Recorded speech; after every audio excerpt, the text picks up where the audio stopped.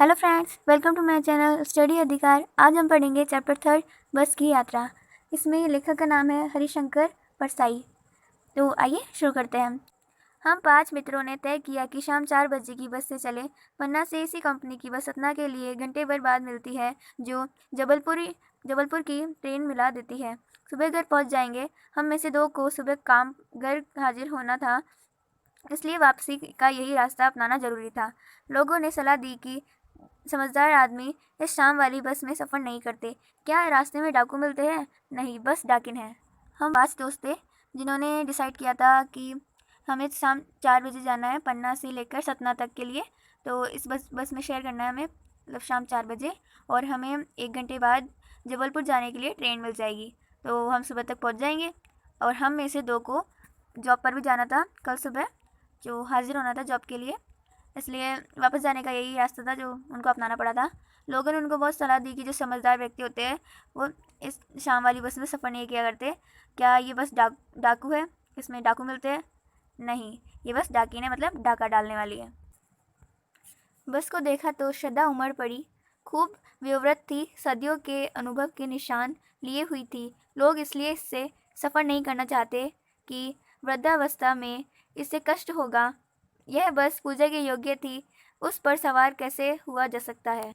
बस को देखते ही श्रद्धा उमड़ गई, मतलब सोचने गए क्या हाल है बस का। आप देख ही सकते हैं इसमें बस का क्या हाल हो रहा है। तो उनकी श्रद्धा उमड़ गई। खूब वयोवृद्ध थी, मतलब बहुत उम्र की थी, बहुत पुरानी थी।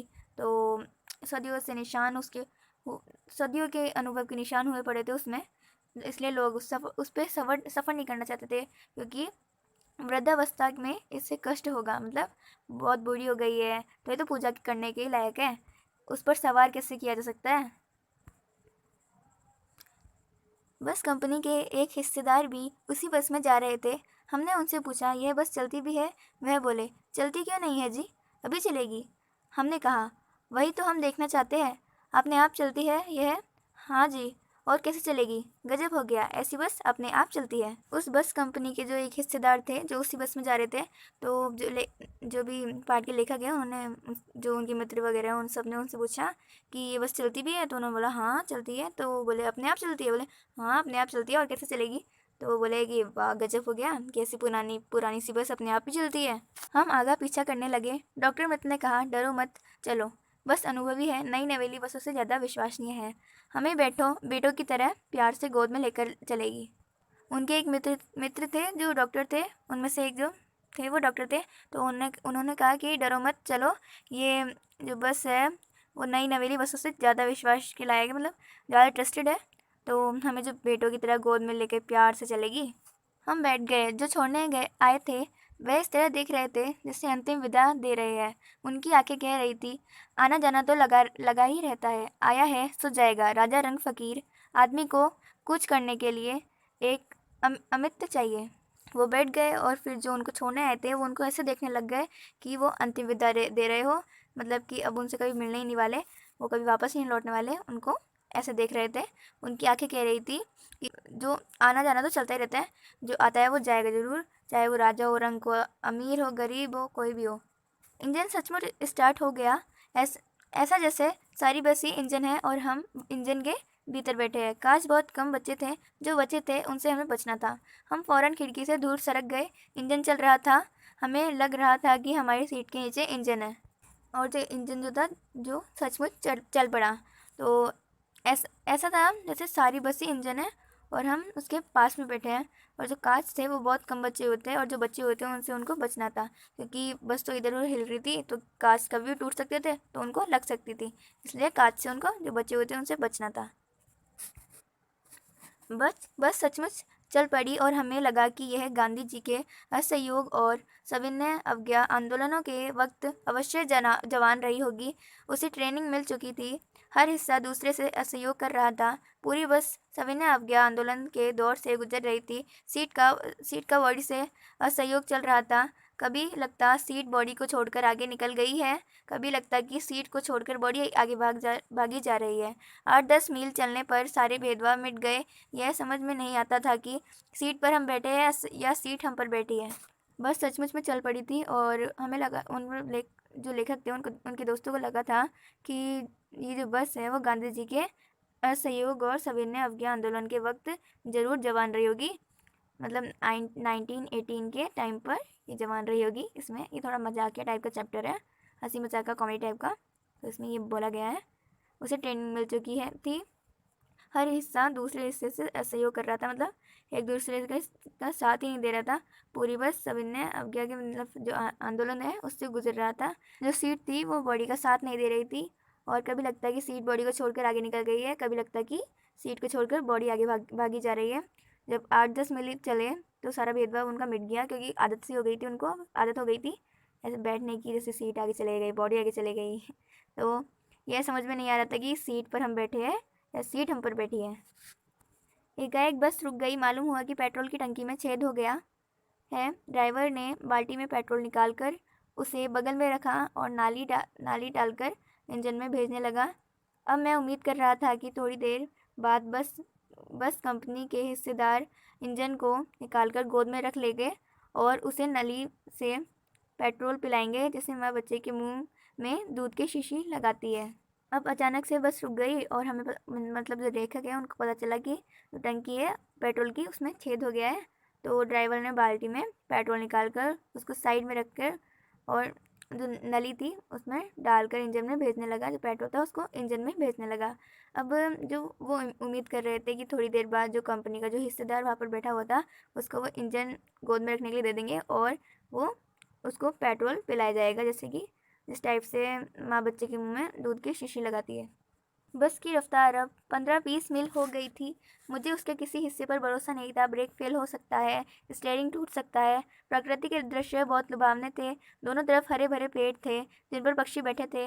मैं हर पेड़ को अपना दुश्मन समझ रहा था। जो भी पेड़ आता डर लगता कि इससे बस टकराएगी, वह निकल जाता था, दूसरे पेड़ का इंतजार करता। झील दिखती तो सोचता कि इसमें बस गोता लगा जाएगी।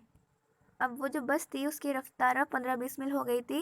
वो जो लेखक थे उनको उसके किसी भी हिस्से पर भरोसा नहीं था, क्योंकि ब्रेक भी फेल हो सकता था, स्टीयरिंग भी टूट सकती थी, और जो दोनों तरफ जो हरे भरे पेड़ थे उन पर पक्षी बैठे हुए थे, उनको ये देखने में बहुत लुभावने लग रहे थे। तो उन्होंने वो देख रहे थे कि सोच रहे थे कि जो भी उनके पास में जो पेड़ आता है वो उनको दुश्मन मार रहे थे, क्योंकि जो पेड़ आता है उससे उनको डर लगने लग जाता है कि ये जो बस से ना टकरा जाए कहीं, और अगर झील आती तो वो सोचते हैं कि इससे बस कहीं गोता ना लगा ले, मतलब डुबकी ना लगा ले। एकाएक बस रुकी। ड्राइवर ने तरह तरह की तरकीबें की पर वह चली नहीं। सविनय अवज्ञा आंदोलन शुरू हो गया था। कंपनी के हिस्सेदार कह रहे थे बस तो फर्स्ट क्लास है जी, यह तो इत्तेफाक की बात है। क्षीण चांदनी में वृक्षों की छाया के नीचे वह बस बड़ी दयनीय लग रही थी।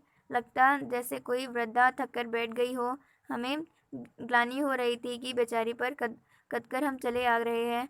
अगर इसका प्राणात हो गया तो इस बयान में हमें इसकी अंत्येष्टि करनी पड़ेगी। फिर अचानक से बस रुक गई। ड्राइवर ने बहुत सारी तरह तरह की तरकीबें आजमाई कि बस फिर भी बस नहीं चली। और फिर कंपनी के हिस्सेदार ने कहा कि बस तो फर्स्ट क्लास है जी, ये सब तो होता रहता है, इत्तेफाक की बात है। और जब वो बस जो पेड़ की छाया में रुकी हुई थी तो उनको ऐसा लग रहा था कि कोई बुरी चीज़ थक कर बैठ गई हो।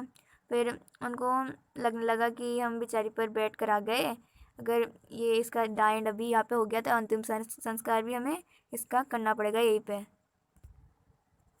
हिस्सेदार साहब ने इंजन खोला और खुद सुधारा। बस आगे चली। उसकी चाल और कम हो गई थी।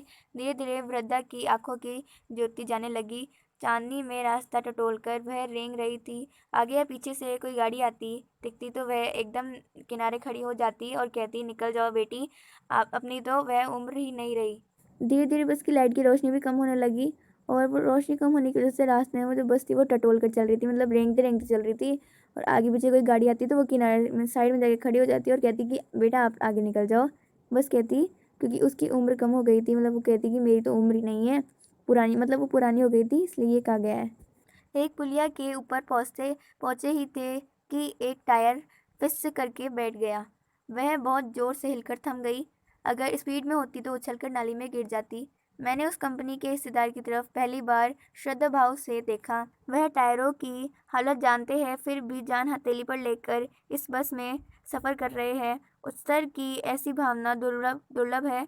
सोचा, इस आदमी के साहस और बलिदान भावना का सही उपयोग नहीं हो रहा है। इसे तो किसी क्रांतिकारी आंदोलन का नेता होना चाहिए।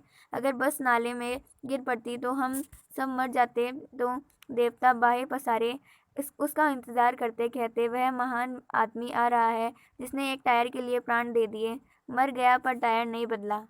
फिर वो एक पुलिया के ऊपर आते ही उनका जो टायर था वो फिस करके बैठ गया, मतलब पंचर हो गया। तो वो बहुत ज़ोर से हिलकर रुक गई बस। अगर वो बस स्पीड में होती तो उछलकर नाली में गिर जाती। फिर जो लेखक थे उन्होंने कंपनी के हिस्सेदार की तरफ पहली बार थोड़ा आधार भाव से देखा था। वो वो टायर की हालत जानते थे फिर भी अपनी जो जान थी उसको हथेली पे लेकर मतलब अपनी जान गंवाने के लिए तैयार थे उस बस के सफ़र में। मतलब ये जो त्याग की जो ऐसी भावना थी वो बहुत कठिन है।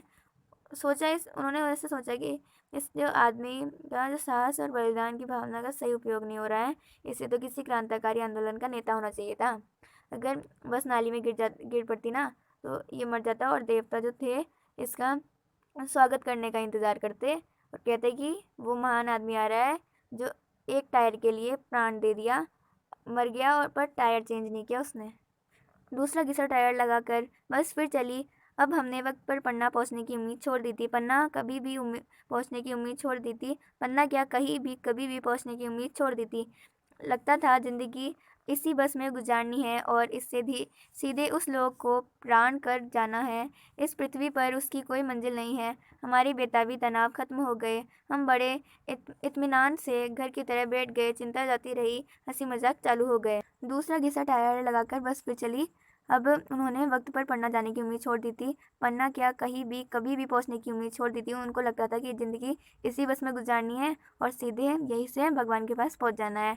और जो उनकी जो बेताबी थी, तनाव, वो ख़त्म हो गए। हम मतलब वो जो थे वो बड़े अच्छे से घर की तरह बैठ गए। चिंता जाती रही और हंसी मजाक चालू हो गया। मतलब जो भी फ्रेंड्स मिलकर हंसी मजाक करते हैं वैसे हंसी मजाक उन्होंने चालू कर दिए। तो दोस्तों ये था हमारा आज का चैप्टर। और अगर आपको इसके क्वेश्चन आंसर्स भी चाहिए तो मेरे को कमेंट करके ज़रूर बताइएगा। मैं अलग से इसका वीडियो बना दूँगी। और इस वीडियो को लाइक कीजिए, शेयर कीजिए और मेरे चैनल को सब्सक्राइब कीजिए। मिलते हैं अगली वीडियो में। Thanks for watching.